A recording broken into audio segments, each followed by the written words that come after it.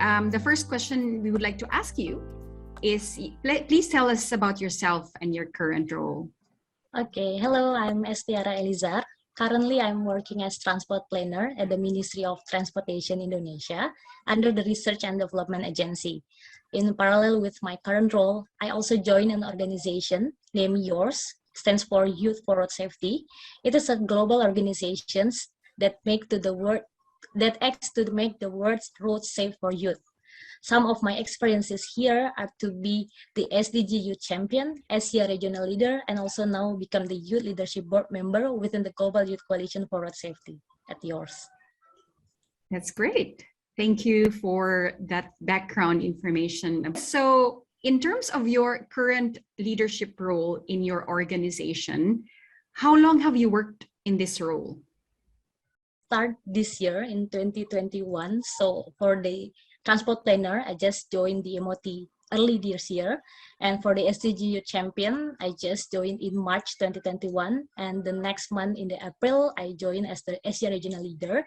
And the yours open opportunity to be the Youth Leadership Board member. And I applied, and it is started in this September last month. So yeah, because I have to be a YLB, the Youth Leadership Board, so I have to leave my position as regional leader.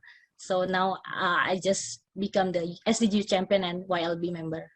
Yeah, so as part of this new role, the one that you've mentioned that you've just started in September, what are specific activities that you will be conducting? SDG Youth Champion, we were working on the policy paper that we established of the SDG that we are expert on. For me, my background is transportation engineering. I'm responsible for the SDG 11 about the sustainable cities and communities with the two other my colleagues. And in terms of my former regional leader role, it will be to support the disseminations and implementation of all the coalition activities throughout the regions by connecting the Asia member and encouraging them to participate and speak up. It is also ensures that our work responsive to regional differences and represented our work. Meanwhile, as the YLB, my first, it is kind of like a focal point and the engine behind the Youth Coalition for Road Safety. This is an important role within the organizations because we committed to keeping the youth voice at its heart to raise the meaningful of youth participation. In terms of, so you've mentioned that you took on this role this year, right? So what were the facilitators? What facilitated bringing you into these positions? Actually, I don't have an expectation to apply the Youth Leadership Board member. As you know, this is quite competitive, and we only 11 people, we only 11 youth from all across the world, and I was very grateful or praises to Allah because I was granted to be this part, and they offer us about how having more diverse representations with different backgrounds. So my other colleagues was some like a founder of NGOs, and maybe there is a medical doctor who expert on the SDG about the health and well-being, and the other things like some director of the road safety campaign and the others, and maybe I'm one of the representative of the government. As you know, I'm part of the transport planner at the MOT, so they have more diverse representations. We also have a gender balance like 50-50 from women and men. So yeah, it offers us to raise the youth voice in our region. Like in Asia, we only 3 from Jordan, India, and Indonesia. Also in Africa, there was from Nigeria, Uganda. Also in the North America and also Europe, we have like some different participations. You've mentioned about the youth voice. So what is it that you are most passionate about that you would like to, engage the youth in the coming months? Yes, so we have some different activities in yours that we have a capacity and development. It is kind of training that we give to the youth who are the member of the yours, the Global Youth Coalition for Road Safety. And then we also have the local actions, kind of competitions that held by yours to give us space to implement our concrete actions that they grant us this year. They grant us about 5,000 euros. So we just submit the proposal and they choose which one the best one to apply in our region. Also, we have raise awareness, the local awareness to people to raise about the youth voices. Also, we encourage to having more youth member in every, at least one member in every countries in the world. Now we already has 600,000, 600 members in 101 countries. That's great. That's great. And so you've mentioned about capacity development, right? And so you have proposed for a capacity development program. Is that correct? So we collaborations with the other organizations, like last 2 months we collab with the NATO to give us some practical about tactical urbanism, and then also in the last few months we also collab with the Arab to give us how the Arab starting for school is for us with the different background. So we are not only background in transport, but we are passionate in on road safety. But most of the member not only in the transportation engineering, but there's also doctor, architect, also the public advocate. So it difference. Tell me one story that, you know, or one strategy that you learned from them. Please do share with us. Okay, the strategy is how to put the youth voice at its heart. So how to make the youth voice should be heard in the UN agenda. We also have the youth consultations. It's kind of like in every member doing youth consultations, kind of discussions with their friends to gather the voices about what challenges that they may face, what demands that they need, and what commitments from government that they want. Also, we mapping which stakeholders is very interested and has power on it. So we finally have the smart measurement about like what kind of action that we need and what kind of the challenges. So we can give the yours and yours being representative in the global one in the UN. Mentioned earlier about equal gender representation amongst the group. And what do you think about this strategy? I think this is much important because in the SDG Youth Champion, we are different SDGs that also focus on the SDG 5 about the gender equality. That it is kind of giving us to ensure the women's full effective participations and equal opportunities for leadership at all levels on decision making in political, economic, and public life. Also, I think by providing space for women and involving them to take part in the decision making process is important because in road safety case, having more women in road safety ensure the equity of the universal access and safer mobility for everyone. So it means like when we design for women, we all benefit, something like that. There are other ideas that you have to, I guess, empower and enable women in transport, in your organization, or even in your initiatives or programs that you want to implement? I think the first thing is kind of collaborations between men and women also will create a greater impact on people as well as on transport safety and mobility. I think we have both side experience, like women maybe a direct users experience that women have a different travel pattern with the men. Like men usually take the direct trips, but women also have like short trips with different services with the involving children or groceries. So I think the collaboration is good. And also I would like to stress that please, there is no gender discriminations between men and women because it will be very subjective. That I felt an experience in one project that I was involved that I attend like almost 90% of the meeting, and because this project is kind of transportation engineering one, but when the site visit was coming, I was not being involved. I don't know why, but I thought that kind of the gender discriminations that I face, that they may see become a man like more have power and women is weak to be site visit. But yeah, it's not too fair because I attend all the technical meeting with, I also have the background in transportation engineering, but the man who has not technical one, but they can't do the site visit, so it's not good. Yeah. I was just wondering what kind of ideas did you have to address, you know, this kind of issues?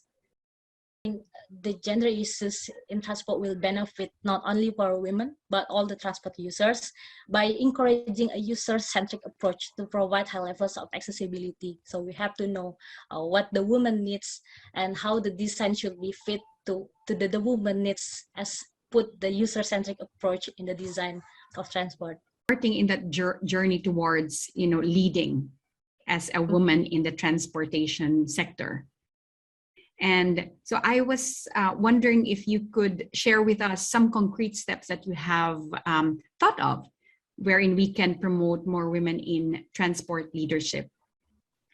Well, for the concrete actions that I did, I have also my team named Transportology. We apply for the local actions competitions that I've mentioned before for the concrete actions that we have.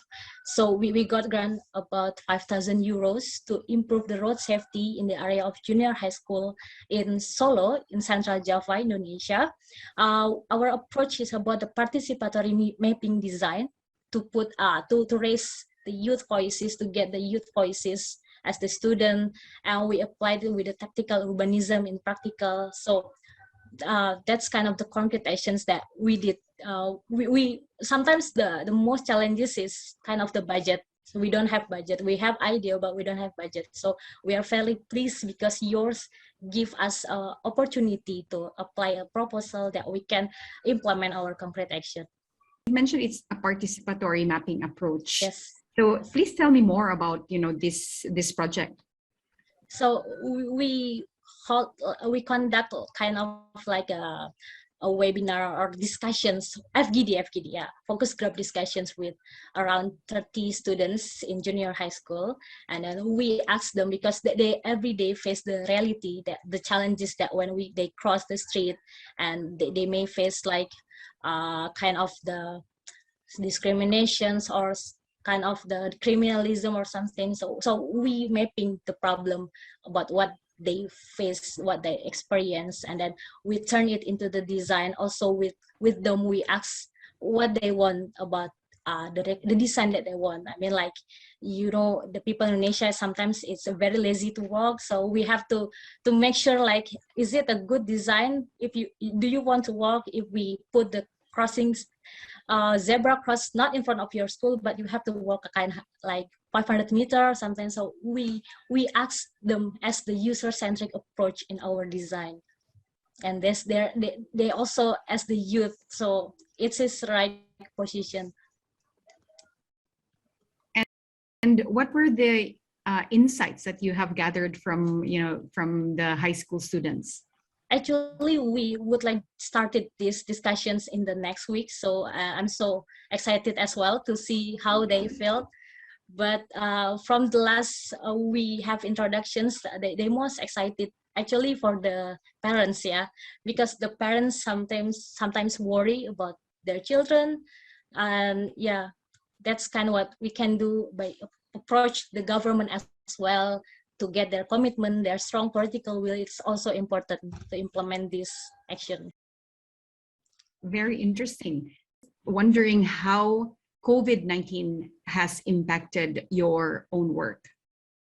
Well, for me, I think there is no quite significant change because now I'm still single. So I think the main thing, the thing that may change is because we cannot meet people, we cannot exchange ideas directly. So it will be different when me and my team, we have meeting like in the Zoom almost every day. But yeah, it's different. It's different. Have a direct impact when you meet in person. So I think quite giving you a less, not less quality, but I think yeah, there is a bit impact that COVID gives. But the positive one, you can have meeting anytime. Like you don't have any kind of transport restrictions. I mean, like when you have to meet someone, you have to spend your time for the transport and the budget for the transport cost or something. But in Zoom, you can have anything actually. But the sense that you cannot get if it is normal condition. Have you been involved in any project that is responding to the pandemic, in the past few months? Well, back to my role as transport planner at the MOT, how the MOT respond to transport challenges, because now we are in the research and development agency.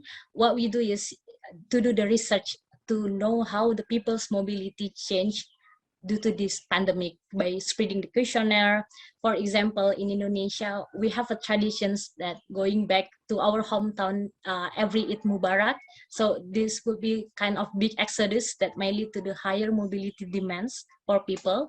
So we did a research to know the impact that may increase the COVID pandemic. So from this research, we know about kind of origin destinations, which transport modes that they will may use, and the time they want to travel. So this output will result policy recommendations from our side that we propose to the minister as the decision maker. And like this year, the result is travel restrictions due to the higher mobility demands because of the survey during this peak season. So the key is about the collaborations inside the MOT, also synergize with all the planning to be implemented. So what did you learn about the the peak of Eid Mubarak? So were there a number of, well, no, not a number, but was there an exodus towards home, moving towards their or going back to their hometowns? Yes, for sure.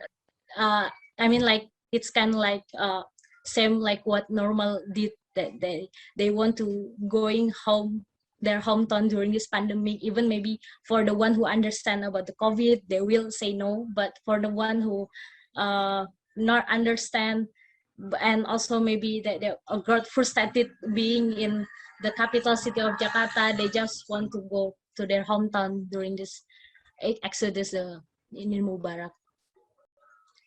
So what were the policies that Ministry of Transport implemented to manage the COVID pandemic? Sure, there's a travel restrictions in every Eid Mubarak that maybe around 2 weeks. Like if you want to go travel, they will strict to the requirement. So it's really hard to get the all requirements if you are not being capable to travel. So that's kind of the strict regulations from our side. And was it followed? Yeah, sometimes. And also for the ones who are not follow, they just close the exit tolls. So they just give a trap in the exit toll. Or the police ask them to U-turn to their origin. Do you think should be the role of your male colleagues in your, I guess, in your work? I think what kind of male colleagues is giving us space to involve us to take part also in the decision making process, because maybe because more men than women, they have like majority to be heard, or that their voice is majority to be heard than us. So by giving space for us, at least if good like 50-50 or at least like 40-60, it could be good. So we can also having our voice as the youth and also the women. I wanted to ask how you have, what were the key decisions that you've made that made you, I guess, encourage you to work in the transportation sector? Well, talking about the key that I think enabling factor, so I'll also refer to my values in life, which leading through a quote from Prophet Muhammad, who said, the best of people are those that bring the most benefit to the rest of mankind. So this quote encouraged me to take these leaderships roles according to my passion, road safety, because what I can do now is to save more people's lives, especially as the youth, as the most affected victims on road traffic crisis. That road traffic crisis is the number one of the leading causes of death for them. And by taking this role, I think it is very important also to represent Indonesia into the global, to promote road safety, as we have many young people here in Indonesia, and we also have the bonus of demography in the next future years. So I hope this leadership can inspire the youth to understand better about road safety. Also, becoming a leader, I think it is easier to get kind of attentions and influence the stakeholders to support us in road safety. So when I approach the stakeholders, even though the government itself, I will not tell them I'm the staff of MOT because they maybe underestimate you. So I will explain that I'm the youth leadership board or the regional leader, so I can get their attention first. Then I also explain that I'm part of the MOT actually, but yeah, you know, sometimes in the government they may underestimate you if you don't have any power. So being a leader could be means that you are closer to decision makers, which can involve your voice as youth and also the women. What motivated you to become a transport engineer? I like traveling, so I'm thinking like when I was in transport, I can travel to another one using the different transport modes. So that's kind of the things that motivate me a lot to be a transport. In the next few years or few months, what are your projects that you have in mind that you would like to pursue in terms of achieving or moving towards gender equality, as well as, I guess, better cities, because you've mentioned SDG 11, right? Yeah. So in the next few months, of course, we would like to finish our project with yours for the local actions in the participatory mapping design. Also, we are currently working on the policy paper, policy brief of the SDG 11. So we would like it should be finished soon. And yeah, the other thing, I will support all the MOT projects that I can support as the transport planner on it. Thank you very much for your time. Just one message that you would like to share with other women transport leaders. What would that be? I think we have to focus to addressing the gender issues in transport, because by encouraging a user-centric approach, will provide the high levels of accessibility, and when we design to women, we all get benefit. So yeah, that's kind of my message. And don't worry to be a leader when you are women, also young, because it means you have a power to be heard by them, because I think that the youth voices is really ignored somehow, even though in the government level. So I would like to approach this to fight how to strengthen the youth voices, because I think the young people today is a leader for tomorrow. So it is very important to have our voice.